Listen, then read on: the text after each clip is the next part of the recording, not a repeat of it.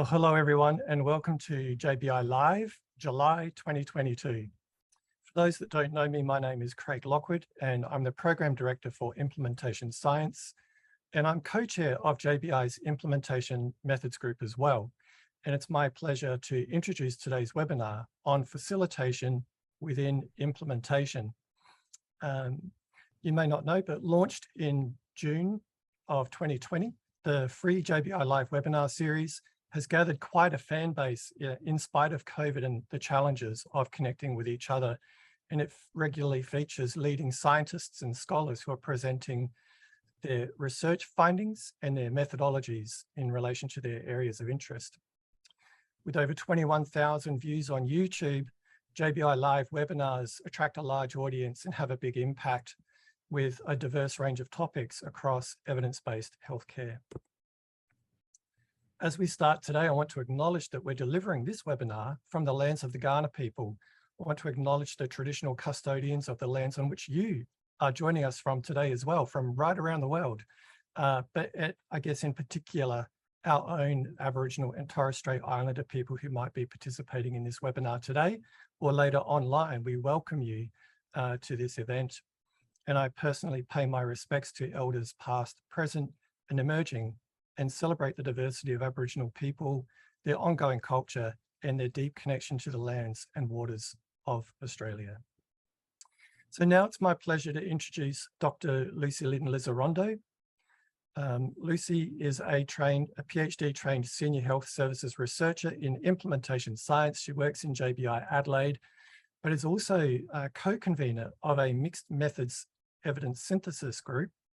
And her research interests include improving the quality and safety of healthcare practices through evidence synthesis, through active dissemination, and through implementation mechanisms.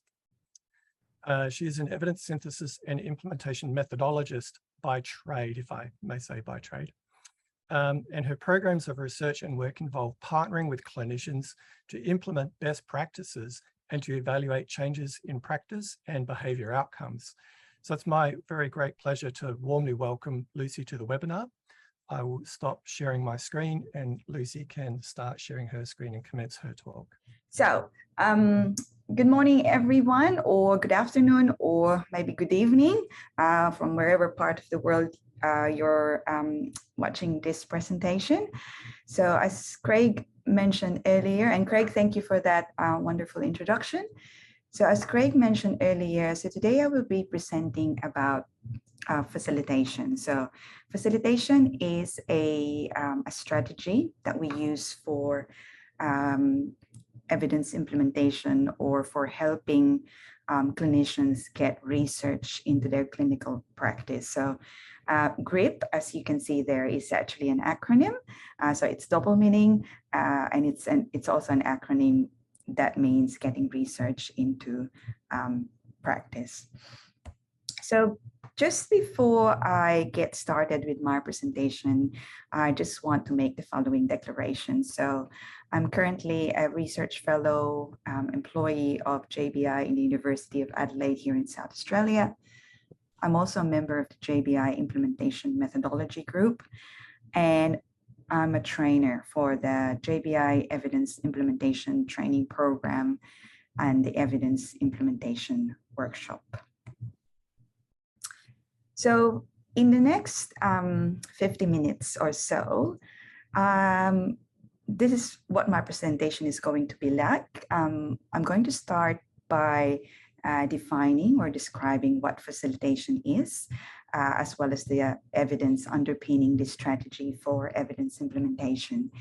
Then I will talk briefly about the JBI conceptual model of evidence-based healthcare, but focusing specifically on our evidence implementation approach. And then, of course, I will be talking about the roles, the activities, and the techniques performed by facilitators to support change in clinical practice or evidence implementation in healthcare in the different phases of the JBI approach to evidence implementation, which spans pre-implementation, implementation, and sustainability.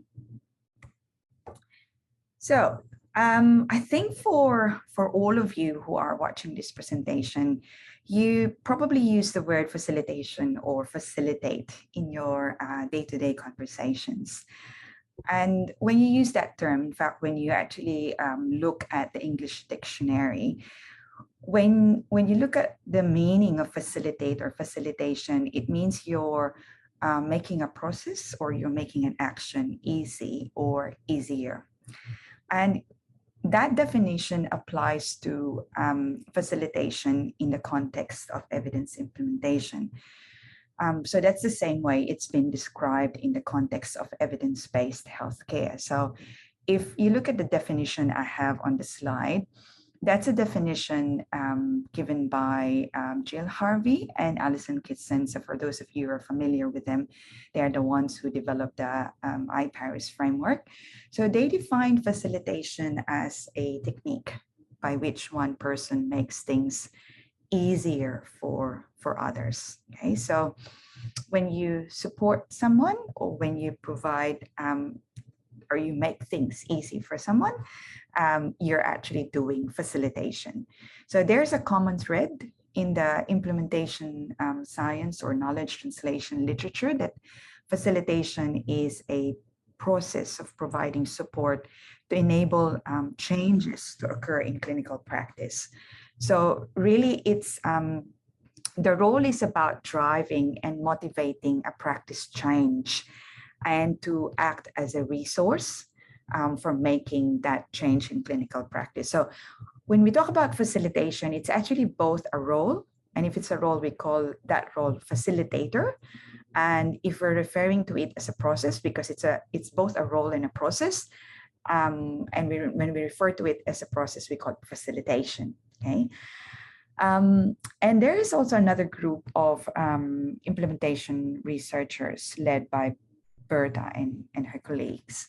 They describe facilitation as a goal-oriented, context-dependent social process for implementing new knowledge into practice or organizational routines. Now, from that definition, I just want to highlight that it's context-dependent, which means that the support you provide, the activities that the facilitators conduct, or the techniques, interventions that they do, will depend on the needs and the requirements of the context in which the implementation is going to occur. Now, just very recently, we published this paper on facilitation. So myself, along with other clinicians and academics who have worked in the implementation science space, we recently published this paper on facilitation, where we describe the facilitation, our facilitation experiences. So we describe the facilitation activities we performed for various clinical conditions, and we're across different geographical locations. So we're from different countries. In this paper, we identified those activities, techniques, or interventions that we did as facilitators that were common across clinical cases and were common across geographical locations. And we also identified some of those that were distinct or specific for each case and each geographical location. So as for myself, I was involved in the first case, which is the delirium project, the delirium management and prevention project.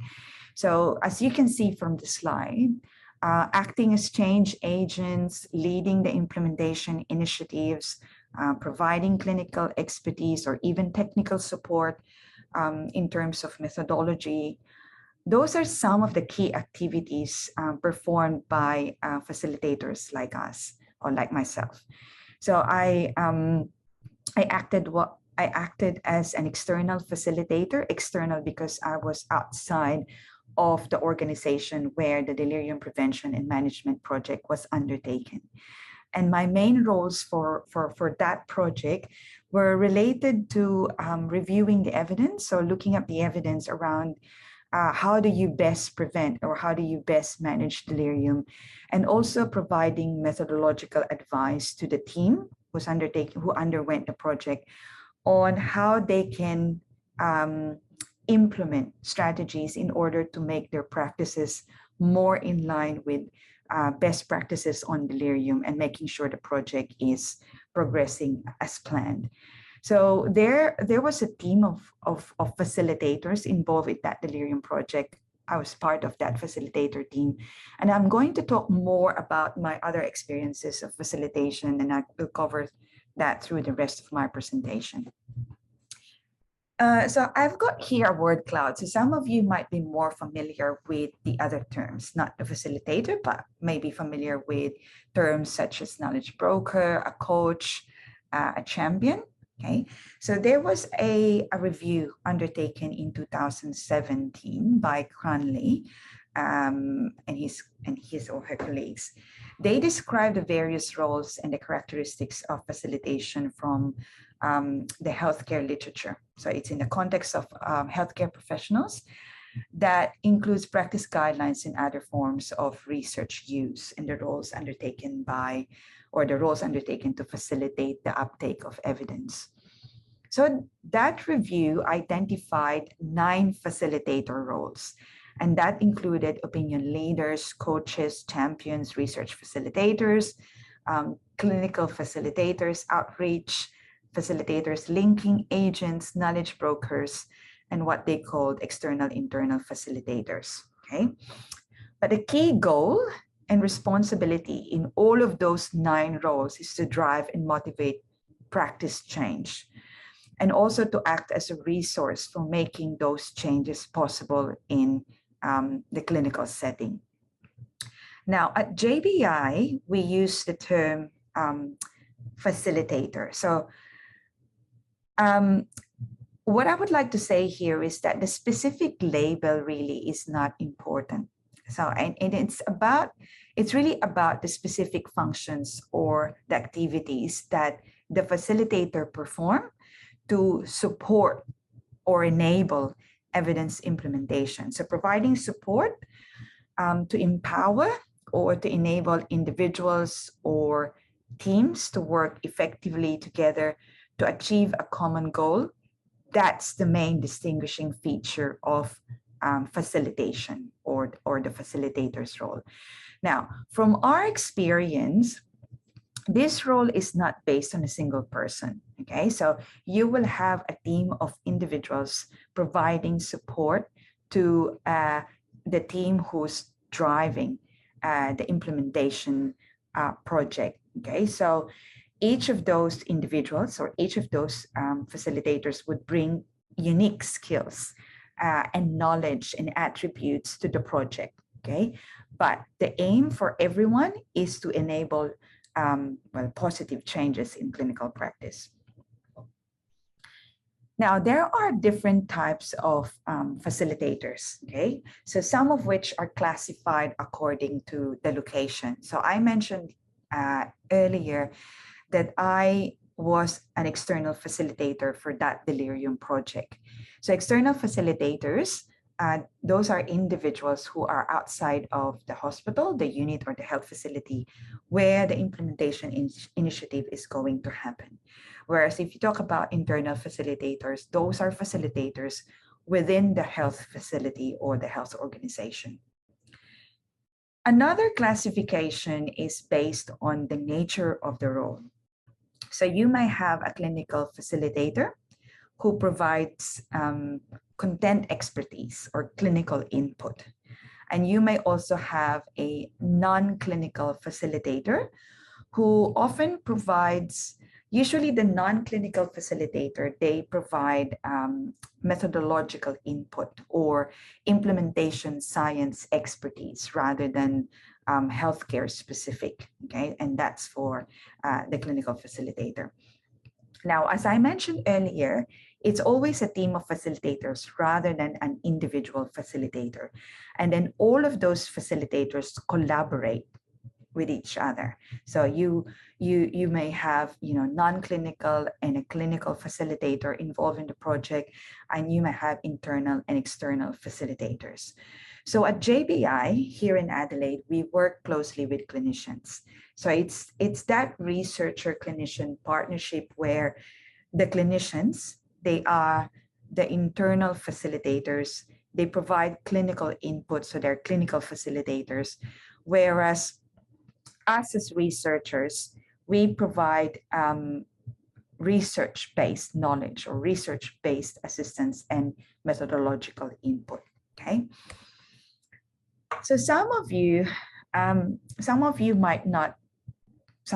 be familiar with the figure on the right. So the figure on the right is actually the JBI conceptual model for evidence-based healthcare. So at the top in the yellow wedge, you will see global health, and that's both the aim and the goal, the endpoint of evidence-based healthcare. And there are processes involved, and that includes evidence generation. So that's when you conduct research, you generate evidence. And then it gets synthesized, usually in the form of systematic reviews and guidelines, which then need to be transferred, so evidence transferred to the health system, to the users of the evidence. And most of the time, it's the healthcare practitioners or the clinicians. And once it's transferred to the users, it should get implemented. So in that orange wedge is the evidence implementation, and that's the focus of our of my presentation today, evidence implementation. So how do we then action evidence implementation? So how do we make it possible for the users of the evidence to actually apply it in clinical practice, or to actually use research evidence or evidence to inform their clinical decision making? So on my left side of the screen, you've got 7 phases of evidence implementation. And that's our approach to evidence implementation. It's firmly grounded in the audit, feedback, and re-audit process. And we have a structured approach for identification of barriers to compliance to best practice recommendations, and how strategies can be developed to address those barriers. And that's what we actually call GRIP, or getting research into practice. There are 7 phases, and I'm going to talk about what facilitation activities, or what are the roles of facilitators for each of those 7 phases of in the evidence implementation framework, okay?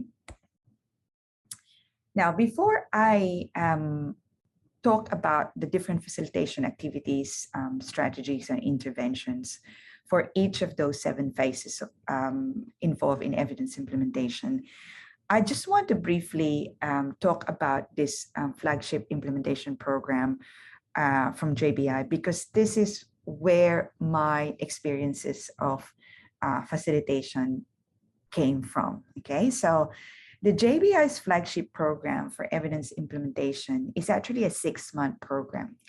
It's a hands-on project-based learning opportunity for clinicians. So most of the time clinicians, but it's also for managers, policymakers, and quality managers in healthcare. So this is a 6-month evidence-based implementation program. It comprises of 2 5-day intensive training workshops, and then an evidence implementation project undertaken in the workplace of the clinicians over the intervening months, okay? So around 6 months of project. And then participants are supported by JBI Implementation Science Research Fellows as they then develop, complete, and report on their implementation projects. And I'm one of the research Implementation Science Research Fellows.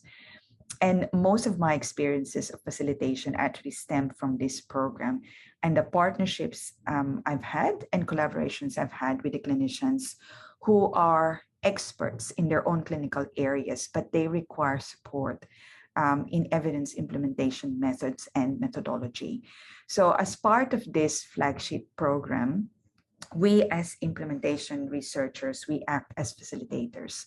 So most of the projects conducted as part of this program are single-site pilot or small scale, and every now and then we'll have multi-site implementation studies. So I'm going to talk about facilitation in the context of that program, and my experiences as a result of that program. Now, as part of my role as a facilitator or as part of our facilitation role, we provide some sort of a roadmap, as you can see from the slide, to clinicians, and that include some specific steps and implementation resources that can support them. Okay, so we identify in advance the actions the practitioners might want to take to anticipate or accommodate or address the barriers to successful implementation initiatives.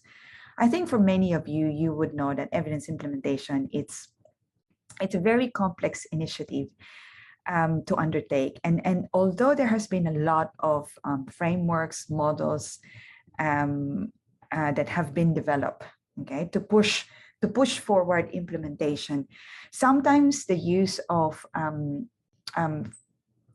field specific or that very technical language can limit the abilities, okay, of frontline clinicians for implementation efforts, especially if they are non-implementation individuals. And so we provide them through this implementation roadmap, we provide them with a more clinician-friendly, non-scientist-friendly tool that they can then use to systematically map out their plan for implementation. And we help them deploy strategies that are most appropriate for their settings. So as you can see from the slide, we mapped out those 7 phases of the JBI Evidence Implementation Framework with pre-implementation, implementation, and sustainment. And through this, we guide practitioners, the frontline practitioners, clinicians, through the steps of implementation based on science and also based on our experiences for the past many years on implementation. Okay, so when we talk about pre-implementation, that's actually the planning stage. Okay, so it's the preparatory work prior to any active implementation effort. And that's, you know, even in your daily lives or even in your life, you plan, okay? So it's the same thing with implementation. This is a fundamental component for a successful implementation programs, the pre-implementation component. So it focuses on the problem that needs to be addressed or fixed. So it focuses on the clinical problem that needs to be addressed, the engagement with key stakeholders, and the assessment of context in which the evidence implementation is going to happen. So pre-implementation work, it involves preparing the setting for the introduction of an intervention or for the introduction of changes to clinical practice and innovation, as well as understanding the factors that contribute to the creation of an optimal implementation site. Now, so what is our role as facilitators or and the other facilitators during this pre-implementation period? Now, the first 3 phases. Now, I forgot to mention earlier. In the JBI Evidence Implementation Framework, we present 7 phases, and it appears very linear. But I just want to say that it's actually not a linear process. Okay, it's recursive. Those phases interact, and you may go back and forth in those phases. But for purposes of our presentation, we've identified the different steps using those phases, but it's definitely not a linear approach. So the phase 3 phases in the JBI Evidence Implementation Framework corresponds to the pre-implementation phase. And I'll go through each of those phases and talk about what facilitation techniques we conduct or we perform in order to make the evidence implementation happen. Okay, pre-implementation. Phase 1 is about identifying the practice area, which is problematic, okay? So how do we facilitate? As external facilitators, we ask clinicians a series of questions So asking the right question or identifying a clinical practice area for change ensures that the topic is something that needs to be truly addressed. It's a complex initiative, so you might as well address a problem that really needs to be fixed, okay? So as a start, we ask clinicians a series of questions, and we use that form that you can see in the slide as an instrument or as a tool to make them think about the practice area for change. So that instrument gives clinicians some prompting, okay? So prompts like, does it involve high-cost procedures? Is it flagged through a critical incident review? Is that area of practice relate to high levels of complications, or do you have poor outcomes in that area? Is there patient dissatisfaction, or is there a lot of variability in those practices? So we give them prompts. We ask them for availability of data to support the identified clinical area, whether it necessitates change. So we ask them questions using that instrument. We also ask them for availability of data, okay? So on the other hand, okay, the clinician who we work with closely act as an internal facilitator. So as an internal facilitator, as part of their role, they engage with individuals in a senior leadership role to have a system level perspective, okay? So those internal facilitators, they help ensure that the evidence implementation project is aligned with the health organization's mission and vision and its key performance indicators, okay? So external facilitators, we ask the right questions, we ask them if they've got data, we give them that form, we give them that instrument. As internal facilitators, they have to engage with different people in order to make sure that clinical problem is worth addressing. Once we have a clinical question, a solid clinical question, once we know the problem, then we review, as external facilitators again, we review the evidence, okay? We look for clinical guidelines, we look for systematic reviews, we look for the highest levels of evidence. And then we synthesize that, we critique the evidence, and then we develop recommendations based on the evidence we found. And we distill those recommendations into what we call audit criteria or audit indicators. Those audit indicators are very important for those who are undertaking the evidence implementation project, because they are going to use those indicators to measure their practices in that clinical problem area. And that would give them an indication of how close or how far they are in terms of best practice recommendations. So they're measuring the quality of their care in that particular area of clinical practice based on the recommendations that we have developed based on the best available evidence, okay? So internal facilitators, what do they do once we provide them with the evidence, with the audit indicators? They build an understanding of the focus of the implementation project as well as the underpinning evidence.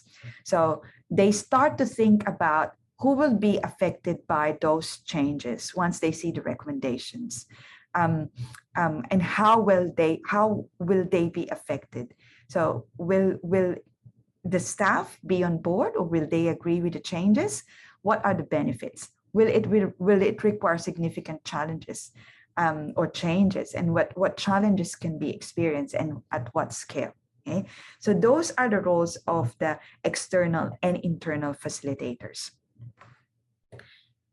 Now, part of pre-implementation and preparation is, of course, evidence implementation training. Again, this is a huge role for us as external facilitators because we are implementation, we are experienced in evidence implementation. So we are the researchers in the area, we are the methodologies. So health professionals, the clinicians that we work with, they are central to the implementation activities. But often, and they tell us they do not have formal training in processes related to implementation, and therefore education provides a crucial first step for them in enabling implementation. So it's very important they are supported to develop the skills for implementation and thereby facilitate that organizational capacity for quality improvement. So the training that we provide include aspects of evidence-based healthcare, behavior change, context analysis, as well as evaluation. And because, you know, facilitation is, it's not about us directing clinicians, okay, because we know the field of evidence implementation, but it's our role, we provide education because our role is to enable them, to empower and help them build a sense of ownership of the project so that they can then work collaboratively with their teams to create and sustain the change in clinical practice, okay? And so from our part as external facilitators, it's really the upskilling and capacity building focused on the technical aspects of implementation. But we don't direct them, we don't tell them what to do. We guide them through the process. As part of pre-implementation and as external facilitators, we also help them set up a project. And we have a software, we have a tool, again, a tool at JBI, which we call JBI PACES. And this is a tool that takes clinicians through the process of evidence implementation, okay? So we help them set up a project within the system. And within that system, I'm not sure if you can see clearly from the slide, are the audit indicators that we actually develop. So they're loaded in the system. And the clinicians or the internal facilitators, so we set this up, and then this project becomes ready for clinicians for them to discuss with their project team and stakeholders, okay? So these metrics will allow them to measure the care that they provide and the progress that they make during the implementation process. Now, as external facilitators, we also provide them training on how to use this software and how to conduct the audit, okay? So the metric in the system will allow the internal facilitators or the clinicians that we work with to engage with stakeholders in a way that would ensure similar goals and expectations. So external and internal facilitators, we work hand in hand with this. Phase 2 is about engagement with change agents and the stakeholders, still part of pre-implementation and preparation. So this is hugely a role for internal facilitators, okay, because this occurs within their clinical facility or within the health organization. So internal facilitators, they organize a project team. But of course, as external facilitators, we're also part of that team. So from our program, there is one project lead who is one of the internal facilitators. So the project lead of the Evidence Implementation Initiative is one of the internal facilitators. So they strategically identify who the members of the team should be and what their roles are. So often the members are, of course, the project lead, the data collector, so the one who performed the audit, other change agents, those who will help analyze data, and those who will take an active role in the development and implementation of the strategies. And they also, the internal facilitator also help develop a communication plan, usually involving in-person or video conference meetings and emails to keep everyone informed. Okay, so this is hugely for the internal facilitator. Stakeholder engagement, as probably most of you know, is crucial to ensuring successful implementation. So particularly in large-scale projects, so ensuring that key stakeholders are on board is very important. Again, this is primarily a role for internal facilitators. So I mentioned earlier about leadership buy-in, but also engagement with frontline staff. So internal facilitators, they are the ones who obtain leadership support. They map out key stakeholders and who the representatives should be. They also obtain agreements, and they make sure there is a level of understanding in terms of the level of engagement. They also try to address, because sometimes there will be differences in opinions, or I should say most of the time. And as part of that internal facilitation role, they should also help address conflicts early on and resolve disagreements as soon as possible. They also organize regular in-person or video conference meetings with stakeholders to keep everyone engaged, and also reassure people that they are fully invested in the implementation project. Okay. Some more major activities within the pre-implementation phase. So context analysis happens, development of action plan, and developing awareness. So I'm not going to talk about how context analysis is being done or how an action plan is being developed, but I'm going to talk about what the facilitators' roles are. So with external facilitation in terms of context analysis, what do? We provide tools and resources to the internal facilitators or to the project team how to undertake context analysis. Again, we help them guide through the process of context analysis. As internal facilitators, so they are the ones who organize the roundtable discussions with the stakeholders or with the project team. They could administer a survey if needed. They will do observations. They can do formal or informal interviews with relevant people. They will gather existing data, and they will be responsible for assessing the readiness of the health setting. Okay. They also have to think about whether there is a need to adapt or contextualize the evidence in their local context. That's a key activity. And they have to consult with stakeholders on that and seek their input. Okay. In terms of developing an action plan, again, as external facilitators, we provide them with a structure, with a template on how they write their protocol or how they think about their plan. We also provide them with a lot of theories that will help them develop their implementation plan. We present them with methods and methodologies. The internal facilitators, on the other hand, they do their goal setting. They develop an implementation protocol alongside their project teams. Okay?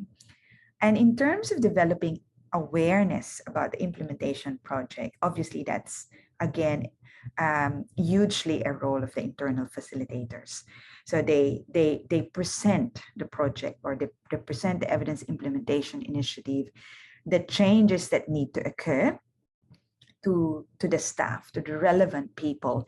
So they are responsible for selling, okay, the change that needs to occur, and that needs to be compelling, and that needs to align with the frontliners' interest and the values.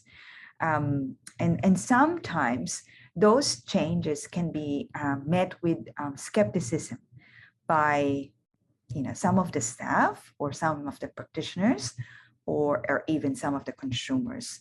And so they need to address those concerns early on to minimize resistance and try to avoid toxic behavior. So those are the roles of the internal facilitators. Okay, so that's for the pre-implementation phase. We now go to the actual action, which is the implementation.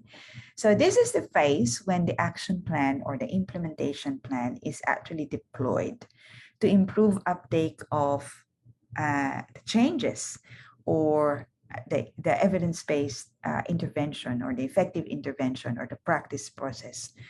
And this corresponds to the next 3 phases of the JBI approach to evidence implementation. So phase 4, phase 5, and phase 6.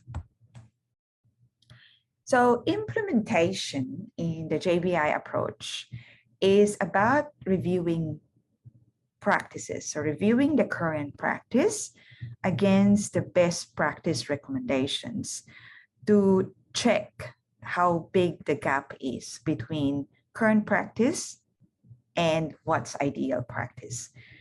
And then determining compliance and implementing, so determining compliance, identify areas for low compliance, and then implementing strategies to improve compliance. And then finally, reassessing practice to see if there are improvements or not. Okay, so that's the core of the implementation.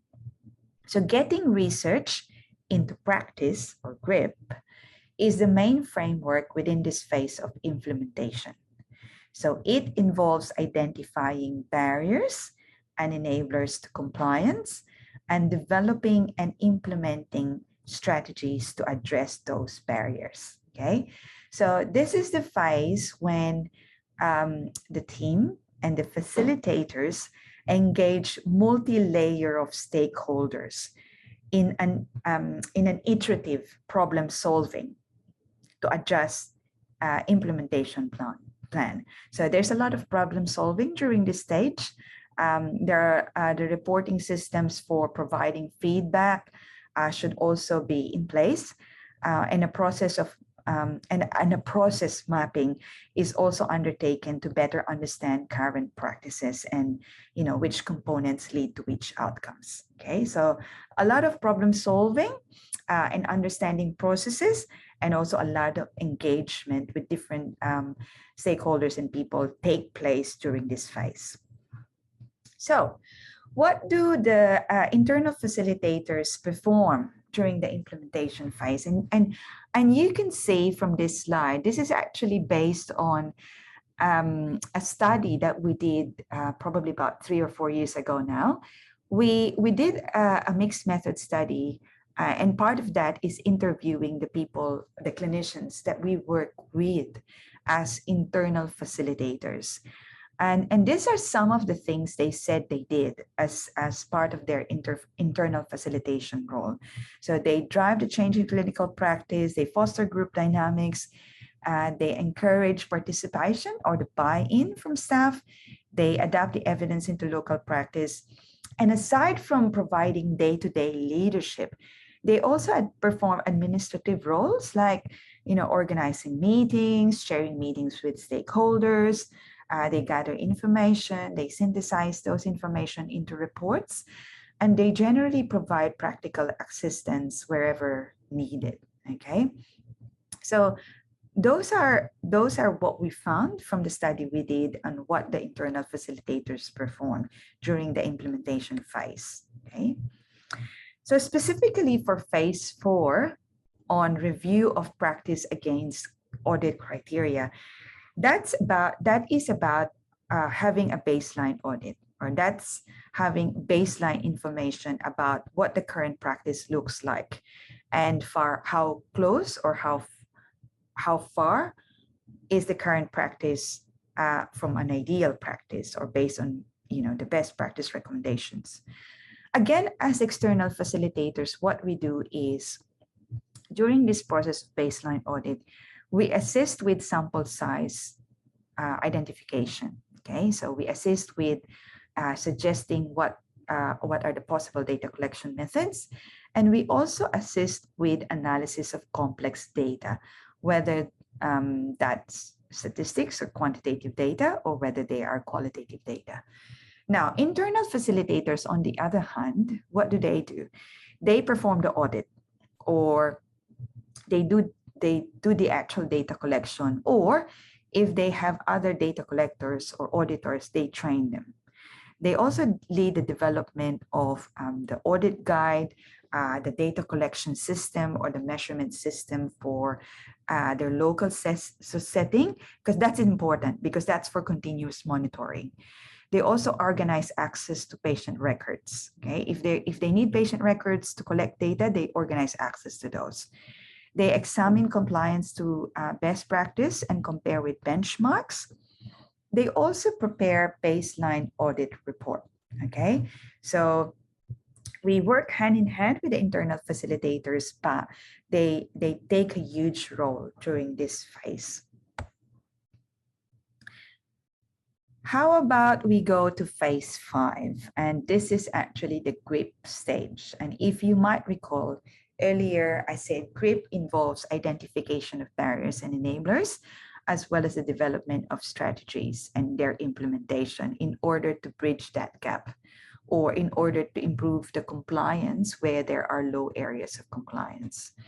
So as external facilitator, in terms of barriers and enablers identification, we provide them with a template, with a guide and how, or structure on how they can undertake, or how the clinicians or the internal facilitators can undertake that process, okay? The internal facilitators, on the other hand, they are the ones who brainstorm with their project team and the relevant key stakeholders to undertake this process, okay? In terms of the development and implementation of strategies, again, it's really the people within the organization that do this, because they are the ones who know their local context very well. We are support people, our external facilitators. We provide support. We can provide them evidence.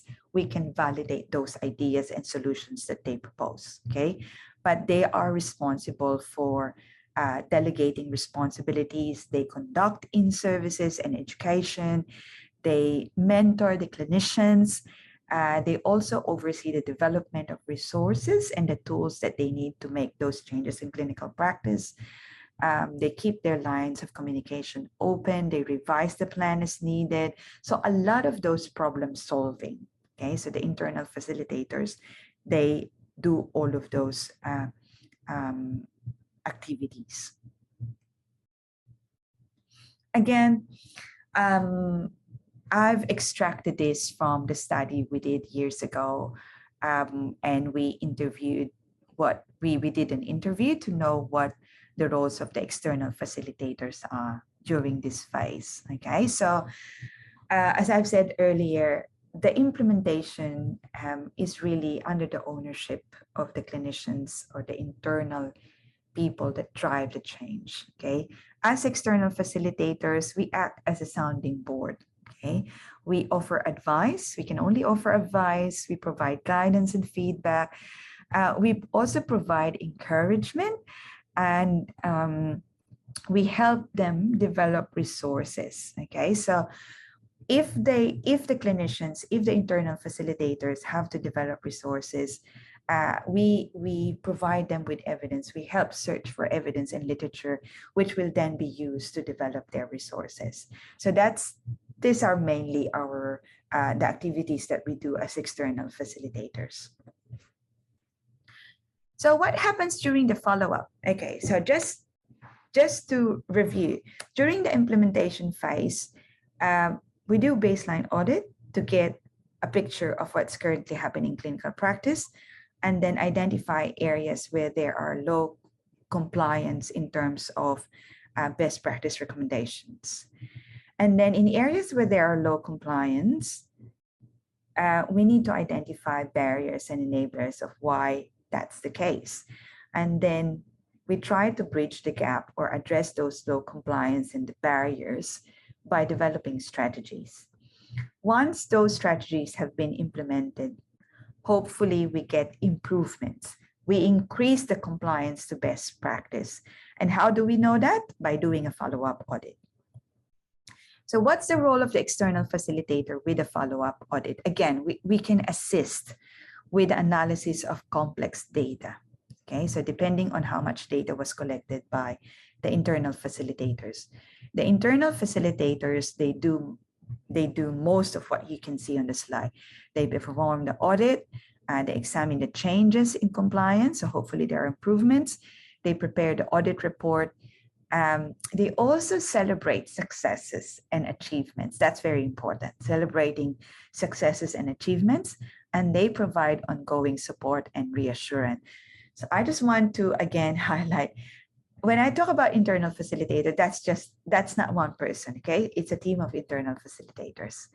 Because obviously all of those roles that I have presented for the internal facilitators and even external facilitators, that can't be done by one person, okay? So it's impossible to have those skills and knowledge from a single person. So it's always a team. Some more activities and techniques that we do as external facilitators. We help ensure that the project remains on task. So we keep our communication lines open. We assist with problem solving as much as we can. We validate their ideas. We help with writing the implementation project, okay? We also provide encouragement with when project is not moving as planned. So we do some sort of like pep talks with them, okay? So sometimes it can be really frustrating when the project is not going smoothly, which is as expected. But when we talk to the internal facilitators, we give them some pep talks to motivate them again. Now, one of the things that we provide support with as external facilitators is in terms of writing the implementation report. So the outcomes, what actually, what was the implementation plan? How did it happen? How was it implemented? What were the outcomes? So we want to disseminate the results. They want to disseminate the results and make sure it's available out there. It's fed back to everyone that can be affected. One way to transfer that information is through publications. And you can see examples of the publications that we help with. So most of the clinicians we work with, they're not necessarily skilled in terms of scientific writing. And that's where our skill sets are. So we help them write a manuscript for publication. But they write reports for different types of audience within their health facility, and they use the language that would resonate well with the clinician audience. But in terms of the scientific audience or researchers and academics, we help them write those publications. You can also see from the slide, there is a conference abstract there. So depending on whether they need help on that, we can also provide input in terms of writing the abstract for a conference presentation, okay? So that's really one of the things there that the internal facilitators are always grateful for. Okay, we go to the last phase of implementation, which is around sustainability, okay? Now, it's the last, but certainly not the least important. And as I've said, because it's not a linear process, in fact, sustainability is something that you really have to consider right from the start, right from the pre-planning stage. So sustaining the changes and the improvements that resulted from the evidence implementation initiative, that's probably one of the main challenges of implementation, okay? And something that needs to be considered early on. So by definition, when we talk about sustainability, we refer to the extent to which an evidence-based intervention or the changes that you introduce or innovation can deliver its intended benefits over an extended period of time, even after the support is already terminated, okay? So what do we do as facilitators in terms of sustainability, okay? And this is quite challenging. So as external facilitators, if you remember, I mentioned earlier that we provide training, and obviously we provide, as part of that training, we provide educational program on sustainability, which includes regular monitoring of practices and also ways on how to scale up, okay? So scaling up refers to the context of, rolling out a successful local program to a wider scale. So if they started with a local ward, then they could do, like whole of hospital. It can even be regional, national, or even international levels. So when you look at the facilitation literature, there isn't much out there about what facilitation activities or strategies are valuable for sustainability.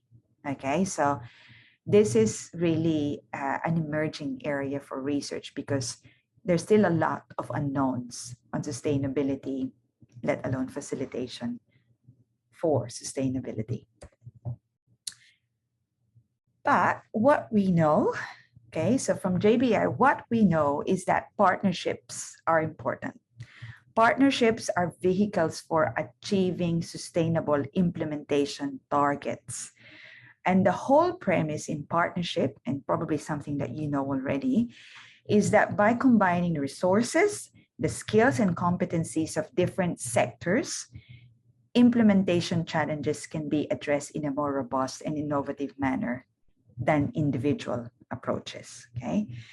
So our strategy for sustainability is a program that you can see on the slide, the JBI endorsement program.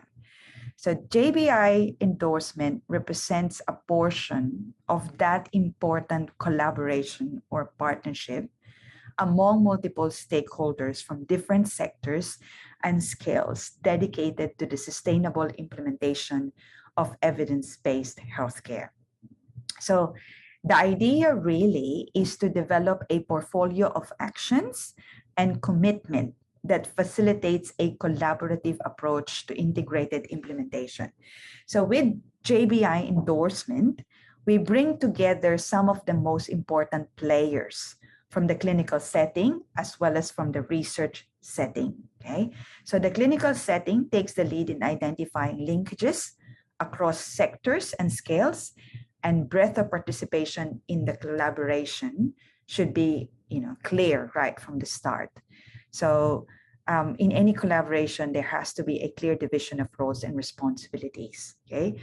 So for us as a collaborator through the JBI endorsement program, we make sure that all of those 3 standards that you can see on the slide are maintained and met by the clinical facility or the health organization, okay? And those 3 standards there are key to sustainable evidence-based healthcare processes, okay? Now, I just want to show you the 5 organizations that are currently JBI endorsed organizations. So we have the University Hospital of Sao Paulo in Brazil. We also have the Lucerne University Hospital in Switzerland. We've got the Nanfang Hospital and Zhongshan Hospital in China, and the St. Vincent's Hospital here in Australia, so in Sydney. Now, I'm close to the end of my presentation. In fact, this is my last slide. Before I end my presentation on facilitation, spanning the phases of pre-implementation, implementation, and sustainability, I just want to show you some of the resources and tools that we have at JBI that we use for evidence implementation. So I mentioned earlier about the JBI Basis, which really is a software that helps clinicians, okay, for creating sustainable quality improvement projects or evidence implementation projects. We also have the JBI Manual for Evidence Implementation. So if you want to know more about the actual process of evidence implementation, our manual is freely available and you can find that. And we also have our training programs, which I've mentioned earlier, which is the Evidence Implementation Training Program. That's a 6-month program where participants get to actually undertake an evidence implementation initiative. And then lastly, we have our journal, the JBI Evidence Implementation Journal, where we submit many of the implementation work that our clinicians, who we partnered with or collaborated with, submit their manuscripts and their evidence implementation project reports. With that, I would like to end my presentation. So not sure how I went over time, but I'm happy to take any questions. It's been a great and fascinating talk. If you're online and you need to leave, we understand. Thank you for being with us for this JBI live talk. Equally, take note of the resources on screen and feel free to get in touch with us because we're obviously very passionate and in a scientific and scholarly way, deeply interested in this topic and how it informs implementation more widely. Lucy and I are going to stay online, so feel free to stick around, have a chat, say hello, ask any questions you have, and we'll answer those live together. But this is the formal end of the program. So for those of you that need to leave, we understand, and thank you again for your time today.